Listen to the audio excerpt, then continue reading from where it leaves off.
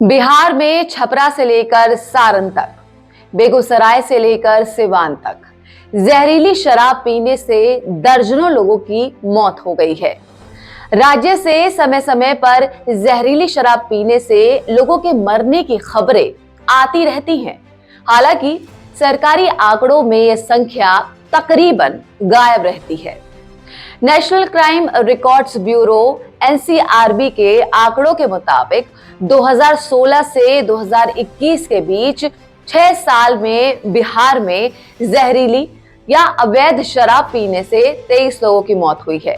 लेकिन अवैध या जहरीली शराब सिर्फ बिहार की समस्या नहीं है, बल्कि गुजरात, मिजोरम, नागालैंड और लक्षद्वीप में भी पूरी तरह से शराबबंदी है। लेकिन इसके बावजूद यहाँ जहरीली शराब पीने से मौतें होती रहती हैं।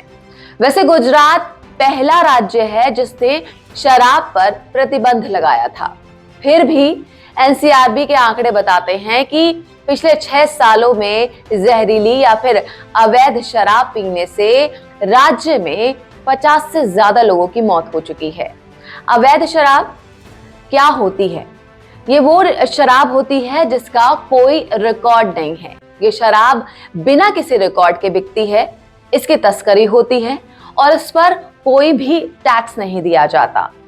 लिहाजा अवैध शराब की तस्करी से सरकार को रेवेन्यू लॉस होता है, लोगों की मौतें होती हैं। तो दूसरी ओर शराब कारोबारी जो हैं वो खूब पैसा कमाते हैं। वैसे बिहार सरकार के आंकड़े बताते हैं कि 1 अप्रैल 2016 से इस साल 30 नवंबर तक 2.25 करोड़ लीटर अवैध शराब पकड़ी जा चुकी है। National family health survey 5 NFHS5 की मैं बात करूं तो इसके आंकड़ों के मुताबिक करीब 20% भारतीय शराब का सेवन करते हैं, यानी कि 100 में से 20 भारतीय शराब पीते हैं। इसमें 19% पुरुष और 1% के आसपास महिलाएं हैं। शराब पीने वाले की संख्या शहरों की तुलना में गांवों में ज्यादा है। शहरों में रहने वाले करीब 17% और गांवों में रहने वाले 20% पुरुष शराब पीते हैं। देश के कुछ राज्यों में शराबबंदी लागू है और कुछ ऐसे भी हैं जहां पर पहले शराबबंदी थी लेकिन बाद में इसे हटा लिया गया, जैसे कि हरियाणा में 1996 में शराबबंदी लागू की गई थी, लेकिन 2 साल बाद ही 1998 में इसे हटा लिया गया। आंध्र प्रदेश में 1995 में शराबबंदी पर प्रतिबंध लगा दिया गया था, लेकिन 1997 में सरकार ने इसे वापस ले लिया। वहीं मणिपुर में भी 1991 में शराबबंदी लागू थी और सरकार ने इसमें थोड़ी सी छूट देने का फैसला किया। ऐसा इसलिए ताकि सरकारी खजाना भर सके। मणिपुर सरकार को शराबबंदी में थोड़ी सी छूट देने से 600 करोड़ रुपए का रेवेन्यू मिलने का अनुमान है। मार्च अप्रैल 2020 में कोरोना की वजह से जब लॉकडाउन लगा तो शराब की दुकानें भी बंद कर दी गई थी। इससे सरकारों को बहुत नुकसान हुआ। लेकिन जब शराब की दुकानें फिर से खुली तो एक ही दिन में सरकार ने खूब कमाई की। अकेले उत्तर प्रदेश में एक दिन में 100 करोड़ रुपए से भी ज्यादा की शराब बिकी थी।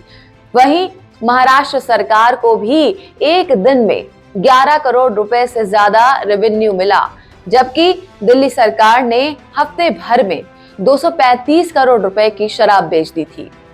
चलिए जाते जाते दिल्ली की एक रिपोर्ट सुन लीजिए, सिर पकड़ लेंगे।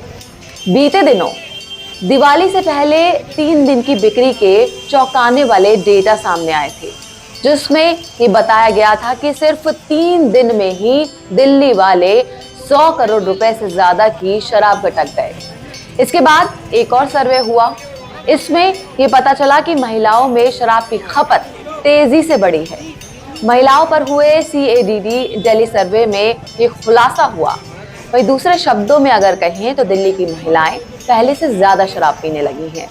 इस सर्वे में 30% का कहना था कि विशेष रूप से बोरियत को दूर करने के चक्कर में ज्यादा शराब का सेवन किया गया, जबकि 34% महिलाओं ने कहा कि आसानी से मिल जा रहा है इसीलिए पी रहे हैं।